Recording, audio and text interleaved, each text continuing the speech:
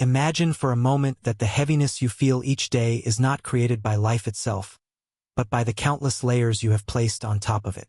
Layers of obligation, expectation, distraction, comparison, and desire. Layers that slowly accumulate until life begins to feel dense, exhausting, and difficult to carry. Most people assume this weight is normal. They believe that stress, mental fatigue, and constant pressure are simply the price of being alive in the modern world. But what if this belief is wrong? What if life, at its core, is not meant to feel this heavy at all? From the moment we wake up, we are pulled in multiple directions. Notifications demand attention. Schedules dictate our pace. Responsibilities compete for our energy. Somewhere along the way, we stop asking a crucial question. Does this actually belong to me? We adopt goals we never consciously chose. We chase standards we did not create. We carry emotional burdens that were handed to us by culture, family, or fear. Over time, these layers begin to define our identity, shape our decisions, and distort how we see the world. We become busy, but not fulfilled. Occupied, but not alive. This is where the idea of simplification reveals its true power. Simplifying your life is not about reducing your worth or shrinking your world. It is not about giving up joy, ambition, or growth. It is about removing what is false so that what is essential can finally breathe. It is one of the strongest psychological and philosophical moves a human being can make. And no one embodied this truth more radically than Diogenes. Diogenes lived in a society obsessed with status, wealth, reputation, and appearance. He observed how people exhausted themselves trying to impress one another, how they sacrificed freedom for comfort, and how they mistook accumulation for success. To him, most human suffering did not come from fate or hardship, but from invented desires and artificial needs. The more people tried to have everything, the more they lost themselves. Diogenes chose a different path. He chose freedom over comfort, clarity over approval, and truth over illusion. But his idea of freedom was not symbolic or decorative. It was not about appearing rebellious or unconventional. It was about achieving the deepest form of independence possible. The ability to remain whole without relying on external validation, possessions, or social approval. He believed that anything you need in order to feel complete has power over you. And anything that has power over you can enslave you. This raises an uncomfortable question. How much of what you carry today truly belongs to you? How many of your worries are inherited rather than chosen? How many of your desires exist because of comparison, fear of missing out, or anxiety about falling behind? How much of your mental and emotional energy is spent maintaining a life that looks acceptable rather than one that feels meaningful? Simplification is not merely a practical act. It is a psychological confrontation. Carl Jung once said that people do not become enlightened by imagining figures of light, but by making the unconscious conscious. In the modern world, one of the greatest unconscious burdens is excess. Excess stimulation, excess information, excess commitments, excess noise. We rarely pause long enough to ask whether something actually matters or whether it is quietly draining us. We move from task to task, screen to screen, obligation to obligation, reacting instead of choosing. Existentialist thinkers warned about this long before smartphones and social media existed. Jean-Paul Sartre argued that human beings are condemned to choose, and that every choice requires sacrifice. When we refuse to simplify, we end up drowning in choices we never truly made.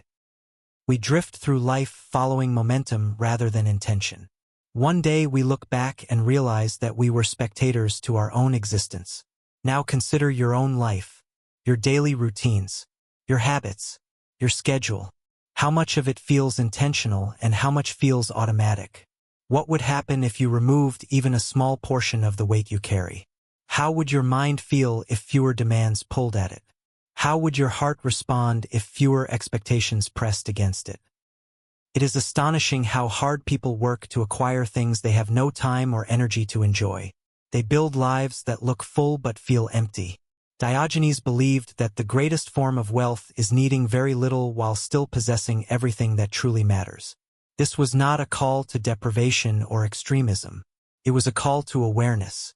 When you remove what is unnecessary, the essential becomes visible. And what is essential is always simple. Truth is simple. Peace is simple. Freedom is simple. Imagine waking up with a mind untouched by unnecessary obligations. Imagine making decisions from clarity rather than confusion, from intention rather than habit. This inner liberation is what Diogenes spent his life defending. But to fully understand why his message is so powerful, we must examine how modern complexity affects the human psyche. Psychology has long studied the effects of cognitive overload. Researchers like Daniel Kahneman demonstrated that the human mind has limited mental energy. When it is constantly bombarded by stimuli, choices, and demands, its ability to make wise decisions deteriorates. An overloaded mind does not pursue meaning. It seeks relief. It gravitates toward distraction, impulsiveness, and short-term comfort. This is why so many people feel perpetually drained, even when nothing seems objectively wrong. These feelings are not personal failures. They are symptoms of excess. Simplifying your life does not remove responsibility. It removes noise. And noise is one of the greatest threats to self-awareness. Soren Kierkegaard warned that the more noise a society produces, the more lost its individuals become. Noise fragments attention. It dilutes purpose, prevents reflection. When the external world becomes quieter, the internal world finally has space to speak. And what it reveals can be transformative. Yet many people fear silence. Silence exposes truths they have been avoiding. It confronts them with questions they do not know how to answer. But Diogenes embraced stillness and simplicity because he understood that the human soul cannot breathe when suffocated by excess. There is another psychological phenomenon that reinforces this idea: decision fatigue. Every decision you make, no matter how small, drains mental energy. Over time, this leads to stress, emotional instability, and poor judgment. This is why many great thinkers deliberately simplified their lives. Albert Einstein famously wore similar clothing every day, not because he lacked creativity, but because he refused to waste mental energy on trivial choices. He preserved his attention for what mattered. The same principle applies to your life. The simpler your external world becomes, the stronger and more expansive your internal world grows. Creativity deepens. Emotional resilience strengthens. Thought becomes clearer. You stop living as a reaction and begin living as a creator. Diogenes used simplicity not only as a philosophy, but as a form of resistance. He looked at society and asked why people imprison themselves with objects, expectations, and routines that add nothing to their soul. Why do they chase approval instead of truth? Why do they pursue illusions instead of wisdom? These questions are even more relevant today. In a world obsessed with accumulation, the rarest and most valuable possession is freedom. Freedom from attachments that weaken you. Freedom from desires that are not yours. Freedom from comparison. Modern psychology supports this view. Studies show that people who declutter their environments experience reduced anxiety, better sleep, and improved emotional regulation. But the most important form of decluttering is not physical. It is emotional. Letting go of old resentment, unrealistic expectations, draining relationships, and unnecessary guilt is one of the highest forms of self-respect. Emotional excess weighs far more than physical objects. Think about the emotional weight you carry, the thoughts that replay in your mind, the obligations you maintain out of fear rather than love, the relationships that drain rather than nourish you. What would change if you released even one of these burdens? Everything would change. Because simplification is not about losing something valuable. It is about reclaiming what was lost inside you. Throughout history, many thinkers echoed this idea. Friedrich Nietzsche believed that strength comes from refinement, from stripping away what is false and inauthentic. Henry David Thoreau went to the woods to live deliberately, proving that simplicity can awaken meaning. In psychotherapy, Carl Rogers emphasized that authenticity, not complexity, brings healing. Complexity often hides truth. Simplicity reveals it. Now imagine looking at your life from a distance, as if you were an observer rather than a participant. From that perspective, something becomes clear. Much of the stress, confusion, and emotional chaos you experience does not come from events themselves, but from the layers of complexity you have added on top of them. This is what Diogenes tried to show. Life is often far more complicated than it needs to be, and this unnecessary complexity steals your ability to think, feel, and truly live. Modern society often measures success by how full a schedule is, how many responsibilities someone can handle, and how much they own. But philosophers like Arthur Schopenhauer warned that life becomes heavy not because of what you have, but because of what you think you must protect. Ownership turns into fear. Fear turns into anxiety. Anxiety fuels the sense that something is always missing. This feeling of lack pushes people toward more complexity, not less. The irony is profound. The more people chase, the emptier they feel. Simplification seeks to cure this emptiness, not by removing meaning, but by removing illusion. Illusions are the heaviest burdens a human being can carry. They convince you that you need more to be whole, that your worth is conditional, that peace is something to be earned rather than reclaimed. Simplification exposes these beliefs and asks whether they are true. Psychology shows that meaning and satisfaction increase when distractions are reduced and attention is aligned with identity.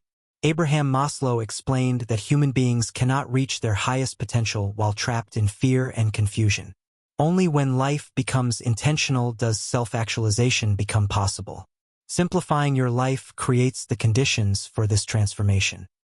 It clears space for your true self to emerge. Ask yourself honestly how much of your life was built intentionally and how much was built automatically. How many habits do you maintain simply because you never questioned them? How many commitments exist because you feared disappointing someone? These questions are uncomfortable, but without them, simplification becomes superficial. Its power lies in honesty. Diogenes once walked through the streets in broad daylight holding a lantern, claiming he was searching for an honest man. This act symbolized something deeper. Clarity requires light. Light requires the removal of distraction. You cannot see truth when your vision is blocked by unnecessary desires and obligations. Simplifying your life is like lighting your own lantern. It allows you to see what is real. But simplicity is not passive. It requires courage. It demands that you face what no longer serves you. It requires letting go of attachments that provide comfort but not growth. Many people avoid simplicity because complexity offers hiding places. It allows you to stay busy instead of meaningful.